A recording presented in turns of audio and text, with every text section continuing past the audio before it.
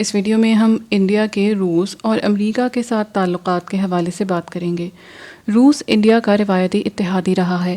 Soviet union کے وقت سے ہی انڈیا اور روس کے درمیان اعتماد کا ایک رشتہ ہے، مگر دوسری طرف امریکہ اور انڈیا کے درمیان سیکیورٹی شراکت داری گزشتہ 15 برسوں کے دوران بڑھی ہے۔ لیکن کیا انڈیا دونوں ملکوں کے ساتھ مساوی تعلقات برقرار رکھ سکے گا؟ کیونکہ روس اور امریکہ کے درمیان رقابت سوویت دور سے چلی آ رہی ہے۔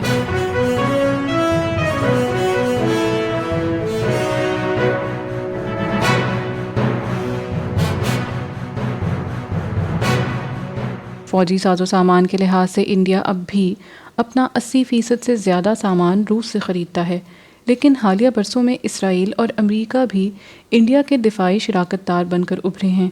یہ روس کے لیے تکلیف دہ ہوگا۔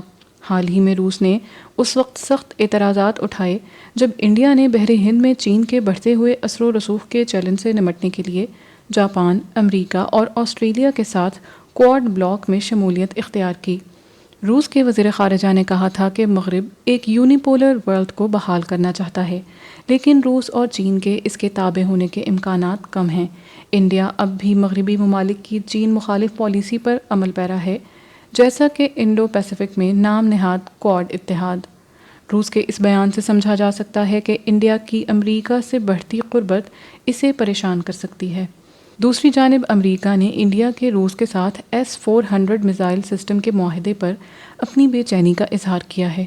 انڈیا کے دورے پر آنے والی امریکہ کی نائب وزیر خارجہ وینڈی شرمن نے روس کے ساتھ ہونے والے اس معاہدے کو خطرناک قرار دیا ہے۔ امریکہ نے اس دفاعی معاہدے پر ترکی پر پابندیاں عائد کر دی ہیں، یہی خطرہ انڈیا کو بھی ہے۔ وینڈی شرمن نے امید ظاہر کی ہے کہ دونوں فریق اس مسئلے کو حل کریں گے۔ ان کا یہ بھی کہنا ہے کہ کسی بھی ملک جس نے S-400 میزائل سسٹم استعمال کرنے کا فیصلہ کیا، ان کے بارے میں ہماری پالیسی واضح ہے۔ ہمیں یقین ہے کہ یہ خطرناک ہے اور کسی کے سیکیورٹی مفاد میں نہیں۔ ہم انڈیا کے ساتھ مذاکرات کے ذریعے مسائل حل کرنا چاہتے ہیں۔ امید ہے کہ یہ مسئلہ بھی بات چیت کے ذریعے حل ہو جائے گا۔ اس کے علاوہ انہوں نے انڈیا کے سیکریٹری خارجہ کے سامنے بھی اس معاہدے کے بارے میں تشویش کا اظہار کیا تھا۔ وینڈی شرمن کا یہ تبصرہ انڈین فضائیہ کے سربراہ کی جانب سے اس تصدیق کے بعد آیا کہ $5.43 ارب کے S-400 میزائل سسٹم کا معاہدہ سن 2018 میں طے پایا تھا اور اس سال کے آخر تک فوج کی جانب سے پہلی بار اس پر عمل درآمد کیا جائے گا۔ امریکہ نے اس معاہدے کے بارے میں ہمیشہ سخت موقف رکھا ہے، لیکن امریکہ نے ایسا صرف انڈیا کے ساتھ نہیں بلکہ ترکی کے ساتھ بھی کیا، بلکہ امریکہ نے ترکی کے ساتھ زیادہ سخت موقف اختیار کیا۔ سن 2019 میں اسی وجہ سے امریکہ نے ترکی کے ساتھ F-35 لڑاکا طیاروں کا معاہدہ منسوخ کر دیا تھا۔ اس کے علاوہ اس نے ترکی پر سفری اور اقتصادی پابندیاں بھی عائد کیں۔ اب روس کے ساتھ معاہدے کی وجہ سے انڈیا کو بھی امریکی پابندیوں کا خطرہ ہے۔ تاہم ترکی کے صدر رجب طیب ایردوان نے واضح کر دیا ہے کہ امریکہ باہمی تعلقات کا فیصلہ خود نہیں کر سکتا۔ ترکی کے صدر S-400 کی دوسری کھیپ خریدنے کے لیے پرعزم دکھائی دیتے ہیں۔